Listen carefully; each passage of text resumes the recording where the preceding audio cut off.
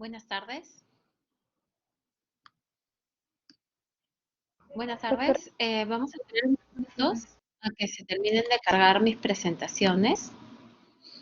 Mientras estoy presentando, soy la doctora Lili Saldaña, soy cirujana pediátrica del Hospital del Niño de San Borja. Anteriormente trabajé en el Hospital del Niño de Breña y hace 3 años estoy aquí en el Hospital de San Borja. En principio, bienvenidos a esta parte de cirugía pediátrica. Bueno, para nosotros es muy compartir un poco la experiencia de toda la patología quirúrgica neonatal. Básicamente estamos hablando de malformaciones congénitas, ¿no? Y el día de hoy vamos a hablar de esofágica, que es una de las malformaciones congénitas que más nos apasionan a los cirujanos pediátricos, y la atresia intestinal, que es que es la causa de obstrucción intestinal más frecuente en el recién nacido. Entonces, esperamos un poquito a que se terminen de cargar los archivos y así se van conectando sus demás compañeros. Un momento, por favor.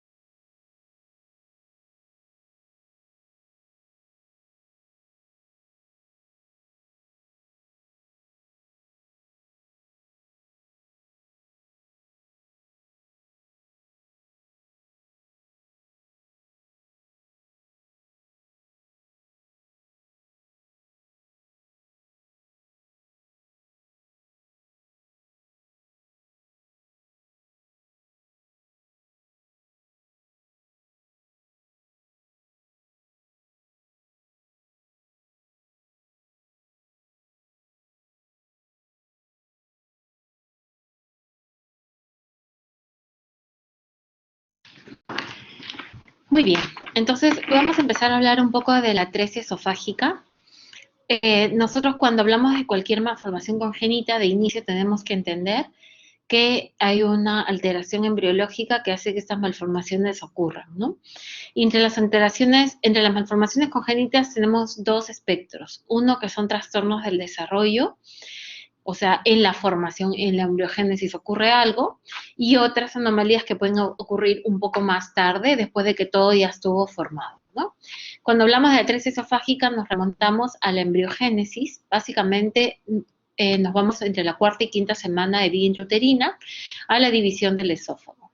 Recordarán ustedes por embriología que primero se forma el tubo digestivo.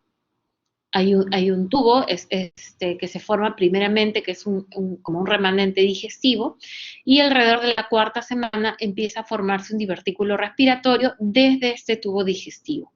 Entonces, de este divertículo respiratorio se hace anterior y el tracto digestivo queda posterior y se debe separar por completo, debe haber una separación total entre el tracto digestivo y la vía aérea en formación. Esto de aquí, si ocurriera algo que haga que la separación sea incompleta, vamos a tener el espectro de las atresias esofágicas. Y aunque suene raro, ¿no? ¿Qué tiene que ver la atresia esofágica con el tracto respiratorio? Pues el espectro de malformaciones de la atresia esofágica se acompañan de las llamadas fístulas traqueoesofágicas, que son las comunicaciones anómalas entre esófago y tráquea por alguna alteración en esta división del esófago.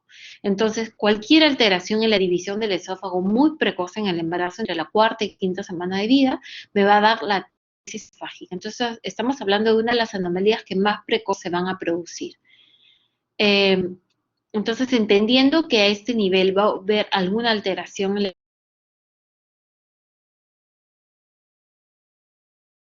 del esófago y del esófago, donde la más frecuente va a ser esta.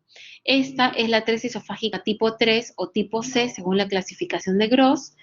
Todas las otras clasificaciones son similares a la clasificación de Gross y concluyen que la tipo C o la tipo 3 es la atresia esófago más frecuente que ocurre en pediatría. Bueno, de todos los tipos de atresia esófago, este es el más frecuente con 85 a 90%. Entonces, cuando nosotros hablemos de atresia esofágica, casi automáticamente vamos a poner nuestro cerebro en modo atresia esofágica tipo 3 o tipo C, que es una atresia proximal con fístula traqueoesofágica. ¿Y qué significa que un paciente tenga una fístula traqueoesofágica distal? Significa de que en el momento del nacimiento, ustedes saben que no hay aire cuando el bebé está intraútero, el aire entra en el momento del parto, en el momento que el bebé llora al nacer, el aire entra por el tracto digestivo y llega al esófago, pero bueno, el esófago está trésico, entonces no tiene cómo pasar hacia abajo, pero también el niño respira y llena los pulmones de aire, pero si hay una fístula, va a entrar aire hacia el estómago por esta fístula traqueoesofágica distal. Entonces, cuando yo tengo un paciente con una atresia esofágica con fístula traqueoesofágica distal, voy a tener que radiológicamente voy a tener una radiografía como la que vemos aquí. Entonces, si yo sé que esta es una plaquita de un paciente con atresia esofágica y yo veo que hay aire en el estómago, yo voy a decir que estoy frente a un paciente con atresia esofágica y fístula traqueoesofágica distal. Si por el contrario, yo estoy en este segundo tipo más frecuente de atresia esofágica, que es el tipo 1 o tipo A, donde solo tengo un 5% de posibilidades, por eso hay mucha diferencia entre esta frecuencia y este 5%. Entonces, en la atresia esofágica tipo 1, que es una atresia sin fístula, el aire va a entrar, el niño va a nacer, va a deglutir aire, el aire va a entrar por el esófago y no tiene cómo pasar a distal, y también entra por el pulmón, insufla los pulmones y no tengo por ningún medio, por ningún camino, no tengo ningún camino por donde el aire puede entrar a la vía digestiva. Entonces, ¿cómo reconozco a estos pacientes? Los reconozco porque tienen esto, tienen ausencia de aire en el abdomen, tienen el abdomen velado. Este abdomen nunca se llenó de aire, no tiene cómo ingrese el aire, por lo tanto, esta es una atresia esofágica sin fístula, o quizás estoy frente a un tipo 2, que es una malformación, o tipo B, que es una malformación muy rara, que veo solo en 1% de todos los pacientes con atresia esófago, que es una atresia esófago con fístula traqueoesofágica proximal. ¿Qué significa? El aire entra por la boca al esófago, del esófago entra al pulmón y también respira el paciente, entra por la tráquea, llega al pulmón y ya está. No tiene cómo entrar aire hacia el abdomen. Por lo tanto, si yo tengo un paciente con un velamiento abdominal que sé que está con cialorrea abundante y que hace dificultad respiratoria y le intento pasar una sonda orogástrica y se queda a 8 o 10 centímetros, se queda en el esófago, ese paciente es una atresia esofágica tipo 1 o tipo 2, tipo A o tipo B. Sin embargo, por frecuencia, la tipo A es la más frecuente, ¿no? Entonces yo diré que es una atresia esofágica sin fístula muy probablemente. Los demás tipos de atresia esofágica son más raros, son bastante raros. La atresia esofágica con fístula proximal y distal es esta de acá, tiene proximal y distal, como tiene fístula distal, va a haber aire en la radiografía de abdomen, y también tenemos el espectro de la atresia esofágica sin atresia, donde hay una fístula en H. Hay esófago, tráquea y también hay una fístula. Y entonces, ¿por qué este es un tipo de atresia esofágica?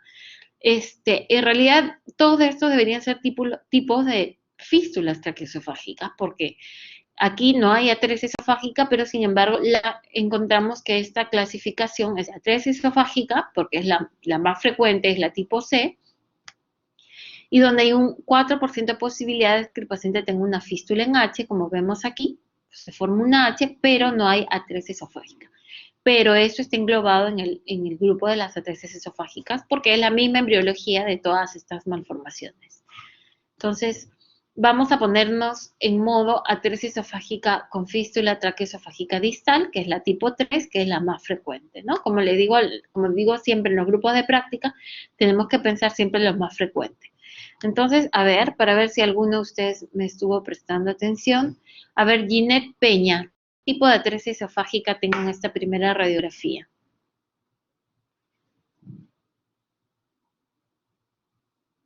¿Tiene fístula o no tiene fístula?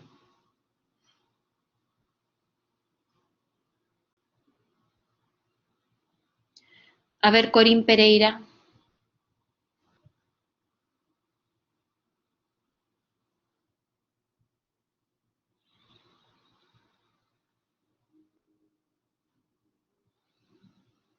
A ver, Manuel Rodríguez. Sí, doctora. La primera imagen sería una atresia tipo, la tipo C, la tipo 3. Uy, no escucho muy bajito. Ah, ¿me escucha, doctora? Sí, por algún motivo te escucho bastante bajito. ¿Puedes repetir, por favor?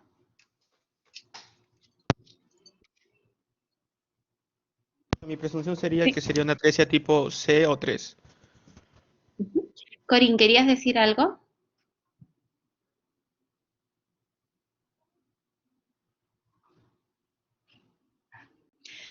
A ver, ¿qué tipo de atresia esofágica tengo en esta segunda radiografía? A ver, Nadia Puelles. Sí, doctora, disculpe, no podía activar mi audio. Sí. Bueno, sí, doctora, en la segunda radiografía no se ve aire en el estómago. Podría ser una tipo 1. Ujú. Entonces, eso es lo que, muchas gracias a los que han participado. Eso es lo que tenemos que tener nosotros presente. Aire en el abdomen en un paciente con atresia esófago, hay fístula distal y no aire en el abdomen o velamiento abdominal es sin fístula, lo más probable.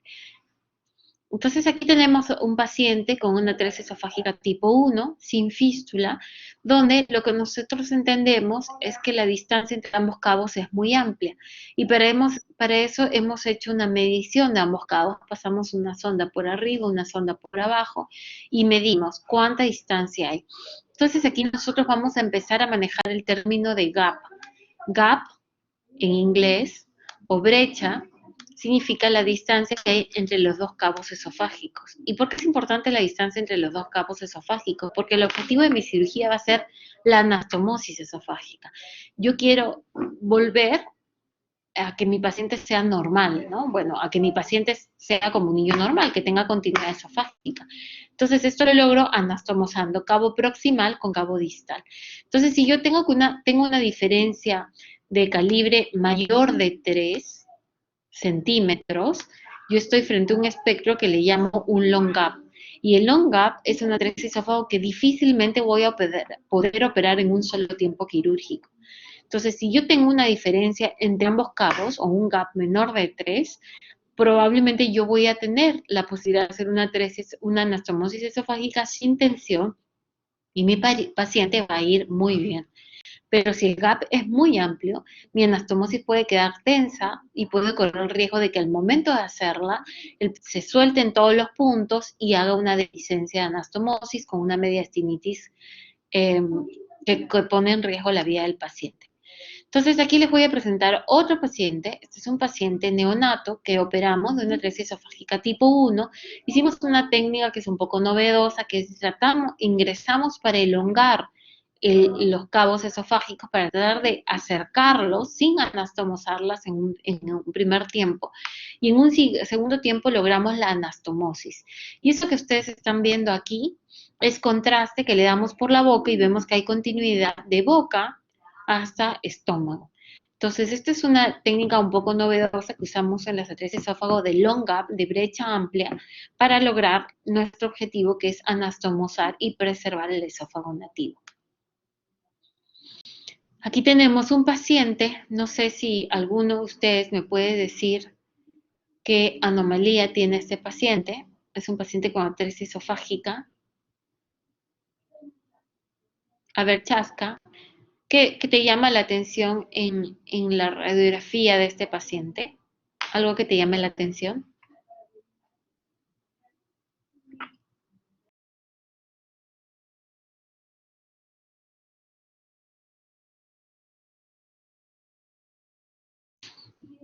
A ver, Dante Pérez.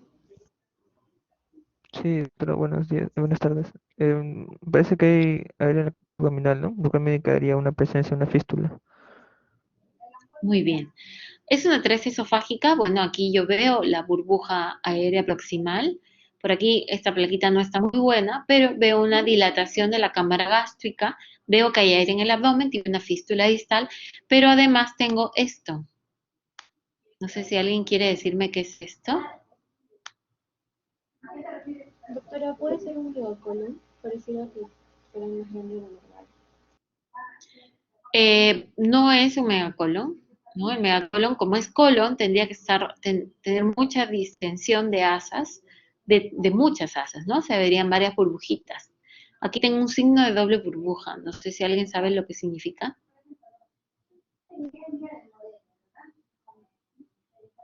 ¿Atresia intestinal, doctora? Sí, esta es una atresia duodenal. Así es. Esta es una atresia duodenal que está acompañando a mi atresia esofágica. Entonces, tanto cuando nosotros estudiamos atresia esofágica como cuando estudiamos atresias duodenales, tenemos la obligación de descartar malformaciones asociadas. Y nosotros, para el caso específico de la atresia duodenal, tenemos un 8% de asociación con atresia esofágica.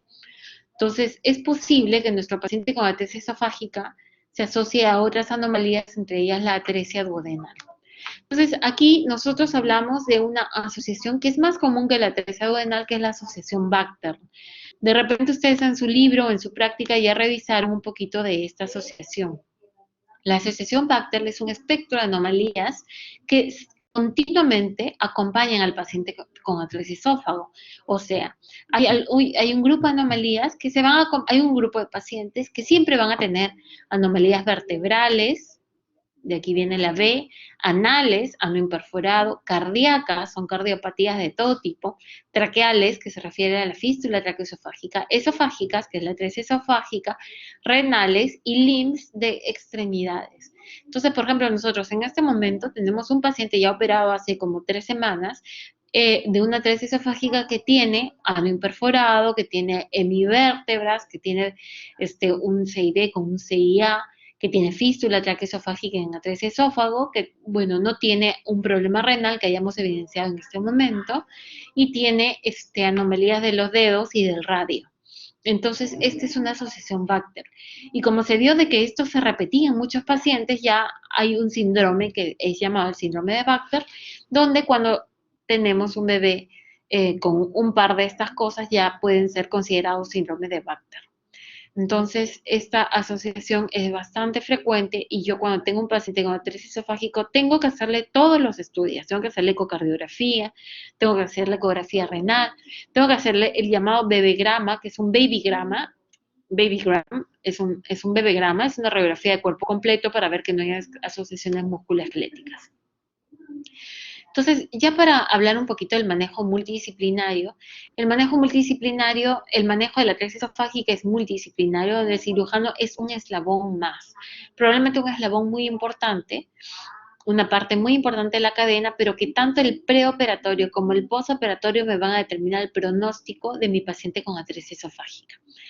Entonces, aquí vamos a tener un manejo estandarizado, donde el paciente, ustedes entenderán que el paciente tiene su atresia esofágica, o sea, tiene el esófago cerrado, y toda la saliva que se produce en la boca se va a acumular en la boca y en el esófago proximal, por lo tanto tengo que colocarle una sonda oroesofágica y, si es posible, le conecto succión continua para que la saliva pueda salir.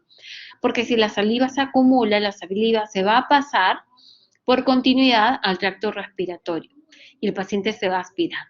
Muchos de nuestros pacientes con atresia esofágica que nacen en provincia vienen con aspiración, con distrés respiratorio. Entonces es importante un segundo paso que es la estabilización respiratoria. Luego, yo para operar a mi paciente de atresia esofágica, para asegurarme que esa anastomosis esófago-esofágica pegue, yo voy a dejar a mi niño en ayuno 7 días, una semana. Y sabemos que una de las indicaciones para el uso de nutrición parenteral total en todos los pacientes es 7 días de ayuno. Entonces, si yo sé que mi paciente va a tener 7 días de ayuno, yo ya le puedo iniciar el NPT, porque no suelo operar a mi paciente en el día del nacimiento. Suelo estabilizarlo, suelo hacerle estudio de qué cardiopatía tiene o qué otras anomalías tiene, suelo hidratarlo bien. Entonces, yo de inicio le voy a colocar un catéter percutáneo de inserción periférica, que lo colocan las licenciadas, o un catéter venoso central para darle nutrición parenteral total. Después vamos a estudiar otras anomalías congénitas, vamos a hacer toda la solicitud de exámenes preparatorios y normalmente hacemos toracotomía o toracoscopía. En nuestro centro hacemos toracoscopía por atresia esofágica, ¿por qué? Uno, porque hay la experiencia y dos, porque tenemos el instrumental. Entonces, aquí hace 4 años se vienen haciendo toracoscopías por atresia esofágica y en el Hospital Niño de Breña desde el 2010 se vienen haciendo toracoscopías por atresia esofágica. Hemos estandarizado nosotros, y son recomendaciones internacionales, que un paciente mayor de 1.500 gramos puede entrar a toracoscopía si hay la experiencia del grupo quirúrgico. En otros centros hacen desde 2 kilos en adelante. Y si el paciente es menor de 1.500 gramos, probablemente se beneficie más de una toracotomía. ¿Por qué? Porque requiere mucha experiencia del equipo quirúrgico. Nosotros el día martes operamos un recién nacido de 1.700 gramos por toracoscopía y pues va bastante bien hasta el momento. Entonces, esto es lo que hacemos. Además de la cirugía, nosotros preferimos hacer conjuntamente con el neumólogo pediatra o con el anestesiólogo pediátrico, todo debe ser personal que tenga experiencia en el manejo de estos bebés, hacemos una broncoscopía. Y la broncoscopía nos sirve para ver si el paciente tiene fístula y dónde está ubicada la fístula. Porque probablemente yo por radiología puedo determinar que mi paciente tiene la fístula traqueoesofágica distal, pero no sé si tiene una fístula traqueoesofágica proximal, porque la fístula traqueoesofágica proximal no suele dar ningún síntoma específico, ningún síntoma particular. Entonces, hacemos una traqueoscopía donde vemos aquí bronquio derecho, bronquio izquierdo, esta es la carina y normalmente no deberíamos ver ningún tercer orificio, pero aquí lo estamos viendo y este tercer orificio corresponde a la fístula. Entonces, eso vamos a ver en la traqueoscopía o broncoscopía. Entonces, el objetivo de la cirugía es este. Si tengo que hacer una atresia esofágica tipo 3 con una fístula distal, yo tengo que cerrar la fístula, o sea, desconectarla de la tráquea, mantener indemne la tráquea y hacer una unión de esófago proximal con esófago distal. Entonces, cuando hacemos toracotomía, hacemos una toracotomía derecha y la toracoscopía, sí, bueno, cuando hacemos cirugía mínimamente invasiva. Entonces, hay múltiples publicaciones. En 1992 se describió la primera reparación toracoscópica de atresia esofágica y ya hay múltiples publicaciones al respecto y todas ofrecen muchos beneficios y recalcan los múltiples beneficios de esta.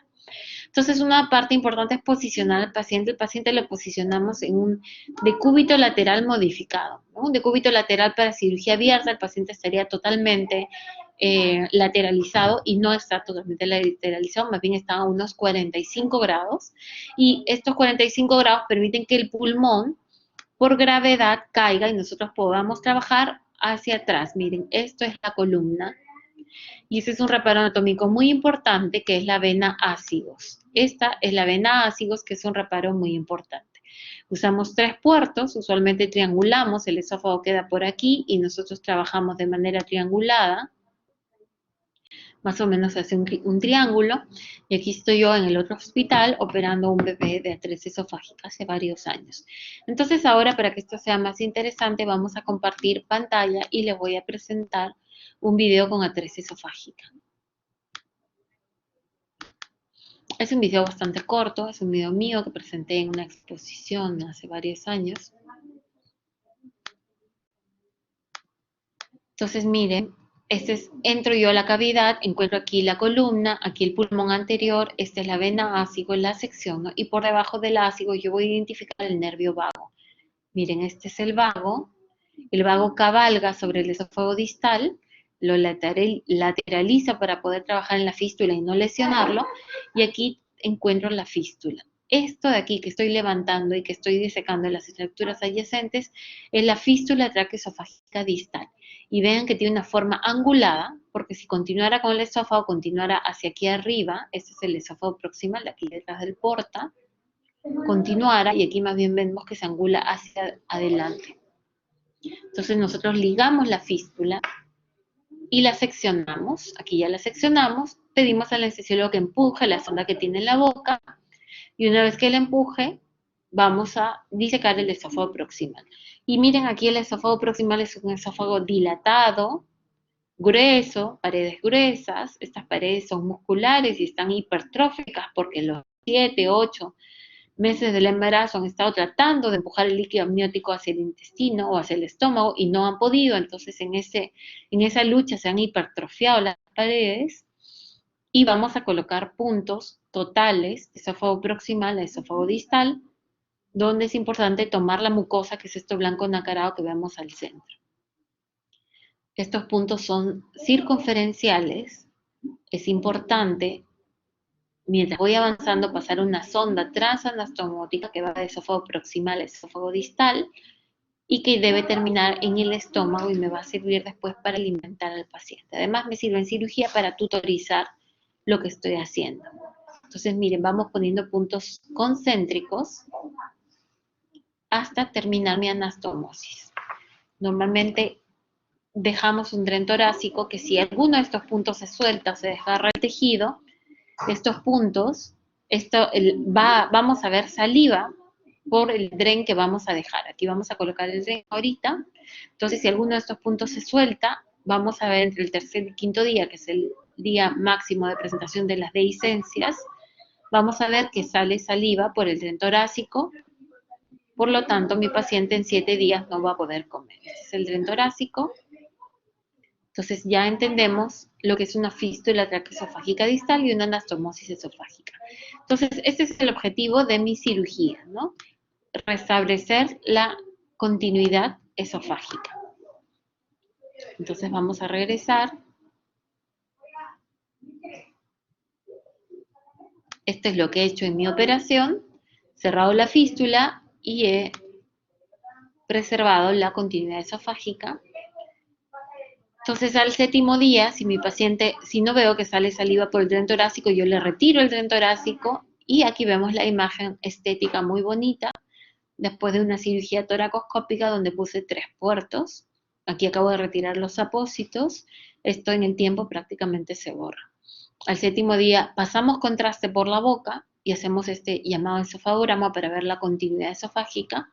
Y si todo va bien, retiramos el dren torácico y le damos alimentación. Usualmente le damos primero por la sondita y después ya le damos por la boca. Las complicaciones, pues si en mi anastomosis queda sin tensión, es improbable que tenga alguna complicación. La complicación más frecuente es la dehiscencia de la anastomosis. Inicialmente puede presentarse como neumotórax y después como salida de saliva por el dren torácico. Complicaciones a largo plazo son la estenosis esofágica, el reflujo gastroesofágico, la fístula traqueoesofágica recurrente. Cada una tiene un manejo muy específico. Entonces hay múltiples publicaciones que por aquí yo las estoy poniendo de las múltiples ventajas de la atresia esofágica por toracoscopía. En principio me permite una superior visualización de la anatomía. Recuerden que el monitor que usamos para neonatos es el mismo que usan los cirujanos de adultos. Por lo tanto, la imagen se superamplía unas 16 a 20 veces y yo parece que estuviera operando un paciente adulto y en realidad estoy operando un recién nacido que puede tener 1500 gramos. Entonces, la superior visualización de anatomía es un factor muy importante. Sin embargo, técnicamente es una cirugía que requiere experiencia, donde los tiempos operatorios siguen siendo largos, son alrededor de 2 a 3 horas. El paciente que operamos el día martes nos demoramos 2 horas, pero al inicio nos demorábamos casi 4 horas en esta cirugía. Definitivamente hay una curva de aprendizaje que va de la mano con estas técnicas. Entonces, una de las conclusiones es que todos los intentos o todas las cirugías deben tratar de preservar el esófago primario. ¿Y por qué decimos esto? Todas las técnicas de reemplazo esofágico tienen mucha morbilidad y hasta mortalidad postoperatoria. Nosotros antes de hacer estos rescates esofágicos hemos hecho cirugías de reemplazo esofágico con colon, con estómago, ascensos gástricos, tubos gástricos, y la verdad es que nuestros pacientes continuamente están regresando al hospital por alguna complicación. Entonces, hay muchas ventajas de la toracoscopía. Es importante tener cirujanos calificados, y todo esto habla de esto. Y esta es la técnica que les comenté al inicio. En este paciente encontramos un paciente con atresia esófago long gap, o sea, de más de 3 centímetros de diferencia entre los cabos. Este en realidad era una atresia esofágica tipo 1, donde en vez de no hacer nada y hacer solo una gastrostomía, decidimos acercar ambos cabos esofágicos de esta manera, colocando puntos entre ambos cabos y volviendo a ingresar a sala de operaciones en el lapso de una semana, a veces 2 semanas, donde estos cabos ya no quedan tensos, sino quedan más o menos sueltos y podemos lograr una anastomosis sin tensión. Y es lo que actualmente estamos haciendo para el manejo de las atresias esofágicas. Entonces, las conclusiones son que la mayoría se va a hacer por toracoscopía, es una técnica segura, los tiempos operatorios siguen siendo prolongados, pero permiten un inicio precoz de la vía oral, tiene complicaciones similares a los de la cirugía abierta y los resultados estéticos son muy satisfactorios, tanto los estéticos como los musculoesqueléticos. Cuando operábamos pacientes con toracotomía, nuestros pacientes venían con deformidades o asimetrías torácicas y con escoliosis. Esto no se ve en los pacientes que operamos por toracoscopía. Se requiere experiencia previa en la laparoscopía pediátrica avanzada y no existe ningún estudio prospectivo randomizado para demostrar el real beneficio de esta técnica. Todos son estudios multicéntricos y muchas series de casos, pero lamentablemente atresia esofágica tenemos pocos pacientes, nosotros vemos entre 15 a 20 pacientes por año y es muy difícil hacer un estudio prospectivo randomizado. Tendríamos que hacerlo a 10 o 15 años o 20 años y pues esta cirugía recién se está haciendo con digamos, cierta experiencia hace 15 o 20 años, ¿no? Entonces, probablemente esos estudios prospectivos van a estar saliendo próximamente, ¿no? No sé si alguien tiene alguna pregunta de atresia esofágica, sino para pasar al tema de atresia intestinal. Doctora, y en caso el paciente sea alérgico a la sustancia de contraste, ¿con qué se podría reemplazar? Es bien difícil que un paciente sea alérgico a la sustancia de contraste, pero no es imposible, ¿no? Normalmente el contraste tenemos dos tipos, tenemos el hidrosoluble y tenemos el bario, ¿no? Nosotros solimos usar el iopamirón, que es un contraste hidrosoluble. Normalmente no hay contraindicaciones, yo no he visto ningún paciente alérgico a la sustancia de contraste, porque este no es un contraste endovenoso, es un contraste oral que le damos. Entonces es poco probable. Además pasamos como que en 5 mililitros de contraste, no tenemos que pasar mucho contraste. Entonces es raro que nos hagan algún tipo de alergia. Y si la hacen, pues ya le pasamos el contraste, ¿no? No solemos hacer pruebas de contraste previo. El contraste endovenoso sí es diferente porque el paciente suelen tener antecedentes, o si no, después de la primera administración de contraste, el paciente pues ya hizo el rash y pues ya no se vuelve a hacer, ¿no? Entonces, como es un único procedimiento y es bastante corto y rápido, no solemos ver ese alergia al contraste y como que vemos lo que queremos rápidamente. No sé si hay alguna otra pregunta.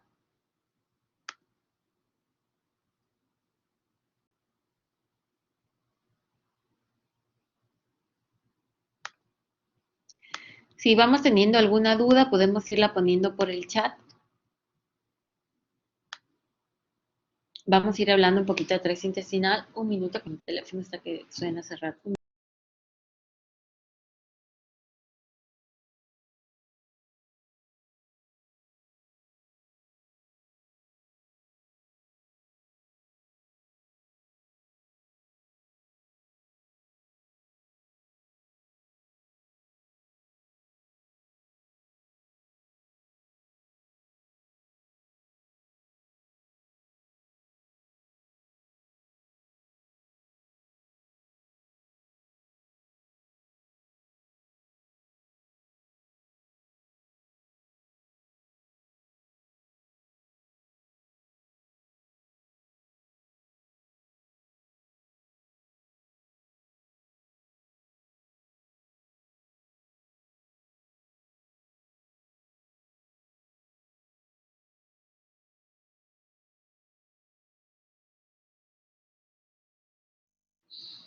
Ya, entonces hablar de atresia intestinal es muy interesante porque, como les dije al inicio, es la causa de obstrucción intestinal más frecuente en los recién nacidos.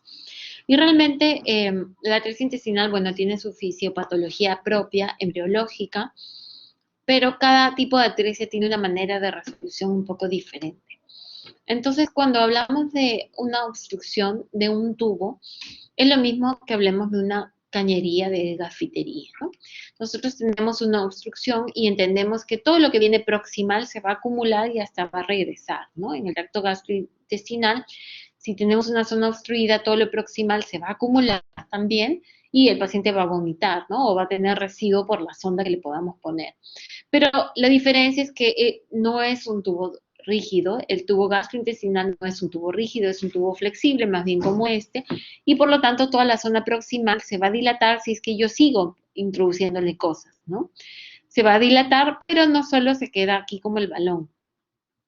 Esto está compuesto de músculo y, como les dije, una obstrucción precoz en el embarazo que se va a perpetuar por 4, 5, 6, 7 meses. El músculo se va a hipertrofiar, porque este músculo va a estar luchando, tratando de vencer la obstrucción, se va a hipertrofiar, y una vez que se hipertrofie y que pase cierto tiempo sin lograr su resultado de vencer la obstrucción, entonces se va a, se va a agotar y va a perder su capacidad propulsiva. Entonces, ya esto está perfectamente estudiado y se entiende perfectamente que el tracto gastrointestinal responde a una obstrucción mecánica o funcional con una dilatación e hipertrofia proximal, pero además hay una motilidad alterada. Entonces, nosotros tenemos que entender que cuando nosotros hacemos una anastomosis en un recién nacido, no va a funcionar como la anastomosis del adulto, ¿no? La que hacen los cirujanos de adulto. ¿Por qué? Porque el cirujano adulto anastomosa su intestino y a los 2, 3 días le está dando de comer, ¿no? Y no hay ningún problema. En cambio, en el recién nacido no. Nosotros vamos a anastomosar, pero a los 2, 3 días vamos a tener un montón de residuo gástrico y vamos a tener una especie de hilio que nos va a demorar entre 7, 10 hasta 14 días, porque ese intestino, todos los meses que estuvo obstruido intraútero, ha perdido su capacidad contráctil y propulsiva. O sea, la peristalsis se ha perdido. Y esa peristalsis se va a recuperar con los días. Una vez que ya encuentre pasaje, ese músculo va a recuperar su contracción y va a empezar a propulsar a distal. Entonces, esa es la diferencia entre nuestra anastomosis y la que hace un cirujano de adultos, ¿no? Entonces, nosotros tenemos que entender que dependiendo del lugar donde esté la obstrucción, vamos a tener una signología y una sintomatología, ¿no? Por ejemplo, si está en el esófago, lo que vamos a tener que regresar por la boca es saliva. Si está en el estómago, es jugo gástrico. Si está en el duodeno, después de la ampolla de váter, va a ser bilis. Y si está en el yeyuno, ilion o colon o ano, va a ser bilis también, incluso fecaloideo. Mientras más distal, más contenido, ¿no? Lo otro es la presencia de distensión abdominal. Si yo tengo una obstrucción alta por encima del ángulo de Treitz, yo no voy a tener distensión abdominal, más bien voy a tener un abdomen excavado, porque aquí no va a entrar nada de aire a la zona del yeyuno ilio. Entonces suelo tener un abdomen excavado si mi malformación es alta. Lo que puedo tener es un abombamiento en mi abdomen superior, pero que no es una distensión abdominal. Y si la obstrucción es baja por debajo del ángulo de Treitz, lo que voy a tener es una distensión abdominal importante. La ausencia de meconio no me descarta, perdón, la presencia de meconio no me descarta una obstrucción. De inicio el niño puede pasar meconio, pero después ya deja de pasar y ya en la evolución voy viendo que el niño ya no defeca y eso sí es una obstrucción. Entonces ahora vamos a hablar de cómo solucionar la obstrucción. Lo más importante es primero no hacer daño. Ustedes recordarán por cirugía general que si un paciente tiene un tumor en el ilion distal o en el colon, lo que se hace es una hemicolectomía derecha, ¿no? Se saca de aquí hasta por aquí y se reseca todo el colon. Nosotros no hacemos eso. Nosotros resecamos únicamente la zona de obstrucción si estamos en una atresia de yeyuno ilion y si es posible vamos a preservar la válvula ileocecal porque ustedes recordarán que la válvula ileocecal tiene una función muy importante de absorción de vitaminas, liposolubles, de sales biliares y todo lo que es lípidos. Entonces vamos a quitarle a nuestro paciente la posibilidad de absorber lípidos toda su vida entonces eso no deberíamos hacer. Nosotros tratamos de rescatar al máximo en lo posible la válvula ileocecal. Otro evento similar ocurre con el duodeno. Ustedes recordarán cuando un cirujano de adultos opera un tumor duodenal, que hace una pancreatoduodenectomía, ¿no? Reseca la zona mala, ¿no? Nosotros no podemos resecar la zona trésica en una atresia duodenal, porque si no estaríamos condenando al niño a vivir sin vesícula biliar, sin vía biliar, con la mitad del páncreas y con una gastroyeyunoanastomosis que para un recién nacido, pues eso es una cirugía súper radical. Lo que nosotros hacemos son derivaciones, muy pegadito a la zona de la atresia, hacemos una derivación lateral y permitimos que el alimento venga por aquí, pase por la anastomosis y siga, y haya una asa ciega muy pequeñita aquí. Entonces, esto es algo que nuestros cirujanos adultos pues no entienden y no quiero hablar mal de ellos, sino que no es su tema, este es nuestro tema, ¿no? Y nosotros lo entendemos porque nuestros pacientes tienen una fisiopatogenia diferente, embriológica, diferente a la de los pacientes obstruidos adultos. Entonces, la causa de obstrucción intestinal más frecuente en el recién nacido es la atresia intestinal. Hablamos de atresia y estenosis, tienen la misma fisiopatología. Básicamente vamos a hablar ahora de la atresia, significa la obstrucción completa, la estenosis es la obstrucción parcial. Entonces, dependiendo del lugar, vamos a tener una signología y una sintomatología, y vamos a tener una radiología también. Entonces, como les dije, lo del grupo de práctica en la mañana, si yo tengo una única burbuja abdominal, vamos a tener una atresia pilórica, la cual es una entidad extremadamente rara, yo nunca he visto una. Si tengo una doble burbuja abdominal, como la que vimos hace un ratito, esta es una atresia duodenal. El aire entra por la boca, llega al estómago, lo llena, pasa el píloro y esta división está marcada por el píloro, que es una estenosis congénita o estenosis fisiológica del tracto gastrointestinal, es el píloro, y se me dibuja la doble burbuja. La segunda está entre el píloro y la zona atrésica. Si yo no tengo una atresia yeyuna, voy a tener 3 burbujas, 1, 2 y 3, una burbuja grandota acá. Y esta es una atresia yeyunal con ausencia de aire distal, donde yo tengo, la primera burbuja es la cámara gástrica, la segunda es el duodeno, entre el píloro y el ángulo de Treitz, y la tercera está formada desde el ángulo de Treitz hasta la atresia yeyunal. Pero si yo tengo más de 3 burbujas, 4 o más, yo estoy frente a una atresia ileal. Y de todas estas placas, la que más frecuente vamos a ver en cirugía pediátrica va a ser esta. La atresia ileal es la causa más frecuente de atresia intestinal. Si yo tengo que llega hasta el ano, esta es la malformación anorectal, que es otro tipo de atresia intestinal, pero muy distal, ¿no? Y ustedes ya vieron ese tema el día de ayer. Entonces, la atresia duodenal es muy interesante porque esta ya la hemos mencionado, se puede acompañar de otras anomalías. Entonces, aquí yo tengo anomalías asociadas. Se asocian un 30% a síndrome de Down, se asocian un 25% a cardiopatía congénita, 23% a páncreas anular, 20% a malrotación intestinal y 8%, como dijimos, a atresia esofágica. Entonces, la frecuencia es esta, uno en 5.000 a 10.000 recién nacidos vivos. Hay algunos grupos poblacionales como los americanos, los norteamericanos, que tienen una incidencia de 1 hasta 5.000. Nosotros no vemos tantas. La causa es una falta de la recanalización duodenal y esto ocurre entre la 8ª y la 10ª semana de vida. ¿Esto qué significa? Que entre la 8ª y 10ª semana de vida se forma el duodeno, pero el duodeno se forma parenquimal, no se forma como el resto del intestino, que es hueco. El duodeno es como el páncreas o quizás como el pulmón, más o menos tiene esa característica cuando se forma embriológicamente. Pero alrededor de la 8ª semana de vida empieza un proceso de vacuolización. Significa que aparecen unas vacuolas, unas burbujitas aquí, que coalescen y canalizan el duodeno. El páncreas no se canaliza, se queda parenquimal, el duodeno se recanaliza. Por eso es que nosotros tenemos que anatómicamente tenemos la misma vasculatura que irriga el duodeno y irriga el páncreas. Entonces tenemos un defecto, una falla, una falta en la recanalización duodenal, me da cualquiera de los tipos de atresia duodenal que yo tengo aquí, donde el tipo 1 es donde hay continuidad pero sin permeabilidad. En el tipo 2 hay un cordón fibroso, no hay permeabilidad, y en el tipo 3 hay un defecto del mesenterio, no hay nada de continuidad. Entonces, ahora me gustaría compartirles un video para entender a las atresias duodenales. Antes vamos a hablar un poquito del diagnóstico. Prenatalmente yo puedo diagnosticar por ecografía prenatal el signo de la doble burbuja. Radiológicamente voy a ver este signo de la doble burbuja con ausencia de aire distal. El niño no va a tener distensión abdominal, puede tener un abombamiento en el abdomen superior. Y aquí vemos la imagen laparoscópica. Este es bulbo duodenal marcadamente dilatado, es primera y segunda porción dilatada. El intestino distal colapsado. Este es otro tipo de atresia. Miren lo colapsado que está el intestino distal.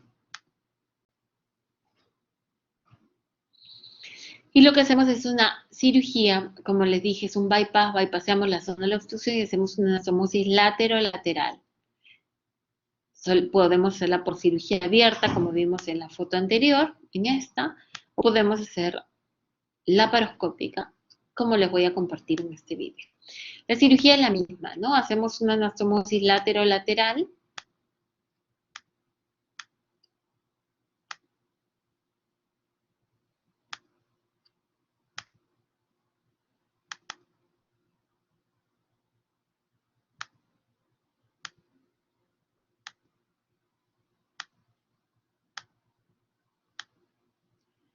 Entonces aquí estamos. Esta es la posición usualmente de nuestros trócares, ombligo y dos trócares laterales.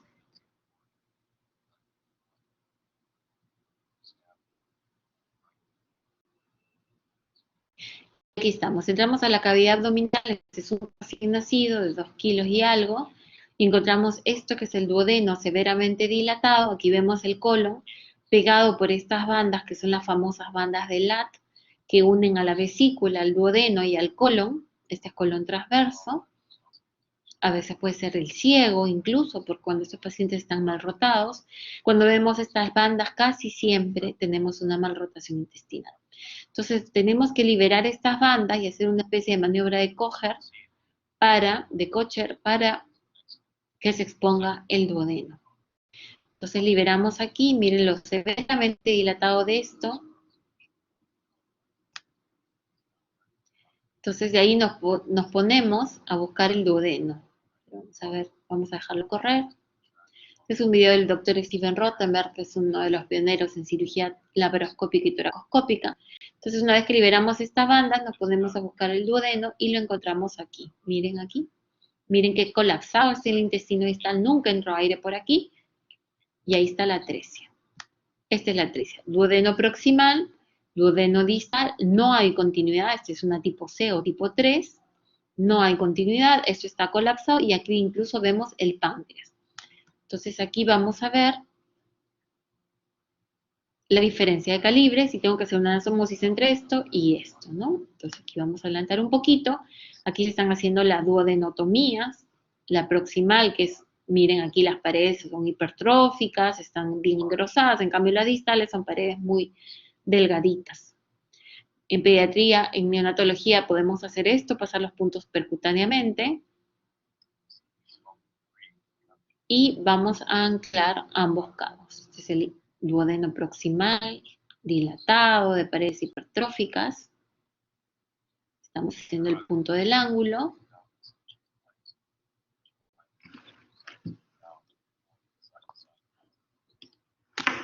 Y ahora miren el duodeno distal de paredes más delgaditas, ¿no? Entonces lo que hacemos es una lateral.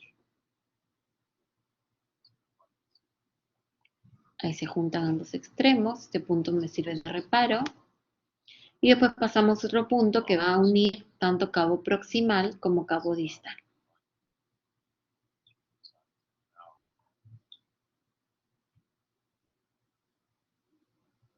Lamentablemente nosotros no tenemos un sistema de registro de videos, todo lo que hacemos son fotos por las cámaras, por nuestros celulares. Espero que pronto podamos tenerlo. Entonces aquí se está haciendo la pared posterior, voy a avanzarlo un poquito, aquí se está terminando la pared posterior, es sutura continua, esto es Vicryl, que es sutura reabsorbible.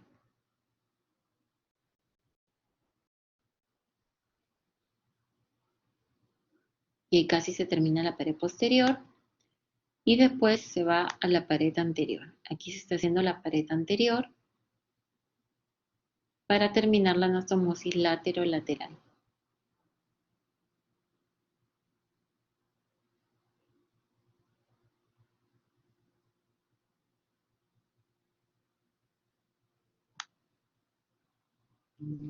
Ahí está casi terminada la anastomosis.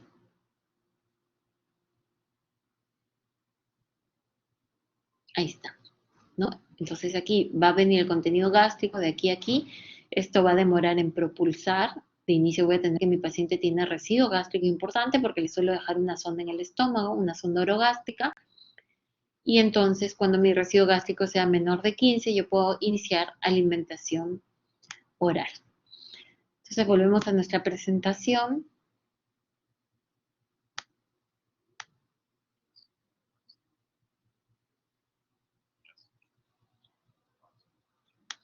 Entonces, esto que hemos visto es una atresia intestinal, y cuando nosotros tenemos una estenosis, la diferencia entre la estenosis y la atresia, quirúrgicamente va a ser la misma cirugía. Aquí yo tengo mi burbuja mayor, mi burbuja menor, y tengo aire distal. Para toda estenosis del tracto gastrointestinal, nosotros solemos hacer estudios contrastados, ¿no? Pasamos contraste y vemos para que se nos dibuje bien la anatomía. Entonces, en la atresia yeyuno-ileal la situación es un poco diferente a la atresia duodenal. La atresia yeyuno-ileal se produce después de que el intestino, de que el yeyuno-ileón se formó. Se formó normal y hay una alteración en el desarrollo. ¿Qué es lo que pasa? Alguno de estos vasitos sufre una trombosis, una oclusión, una torsión, no sabemos por qué, y el intestino se reabsorbe creando una atresia. Por lo tanto, mis pacientes con atresia yeyuno-ileal se forma el intestino, hasta producen meconio, nacen y hasta pueden expulsar meconio, y después ya se obstruyen por completo. ¿Qué es lo que pasa? El intestino, cuando tiene un problema vascular, se va a reabsorber. Y se va a reabsorber y puede producir una estenosis, pero principalmente produce una atresia, se cierra completamente el intestino. Entonces lo que yo tengo que hacer es resecar la zona de la atresia. Reseco la zona de la atresia y vuelvo a anastomosar, ¿no? Entonces, lo que vamos a tener es, igual que en las otras atresias y en el esófago, un intestino proximal dilatado, hipertrófico, con peristalsis no efectiva.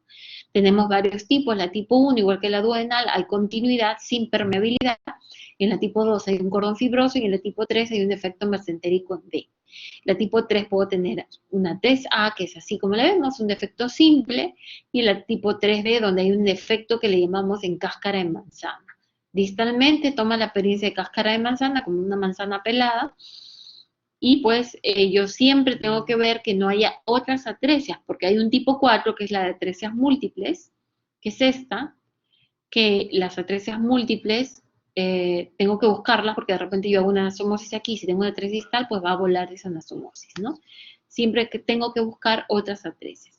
El diagnóstico, pues prenatalmente puede haber polidramnios o puede ser que no, puede haber vómitos, siempre es bilioso en el yeyuno-ileón, va a haber siempre distensión abdominal porque estamos hablando de distensiones de atresias por debajo del ángulo de Tate, puede haber meconio ausente o no, y algunos niños aspiran, llegan aspirados, ¿no?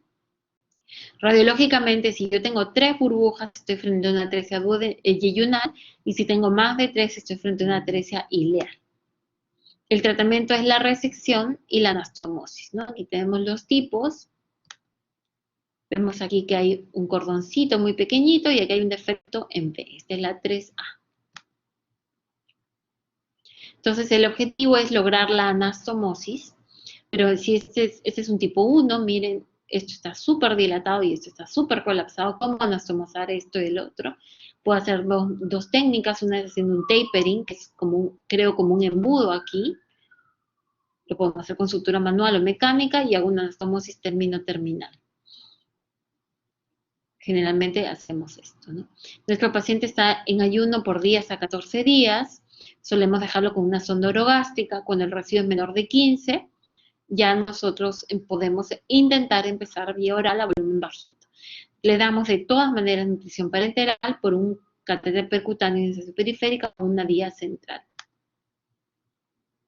La atresia de colon es una entidad muy rara, se puede presentar radiológicamente como la atresia ileal, pero también podemos ver esto, ¿no? Una gran burbuja colónica. El colon se distiende mucho más que el guillono ileo. Y la parte distal siempre va a tener un microcolon, un colon colapsado que nunca se usó.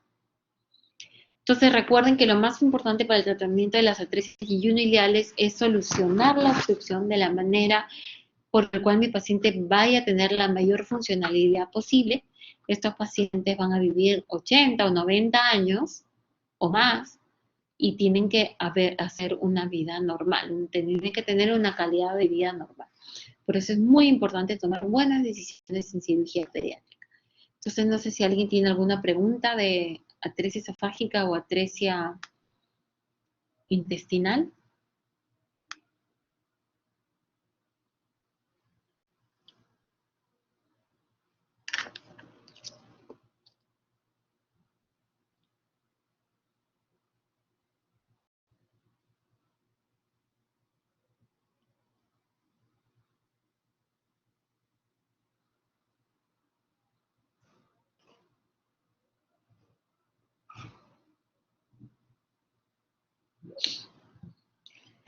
Bueno, si no hay más preguntas, estoy seguro que en los grupos de práctica podemos quitarnos las dudas, ¿no? Entonces, muchas gracias por su participación y por su atención. Nos estamos viendo en los grupos de práctica, bueno, el día de mañana en el seminario. Muchas gracias a todos.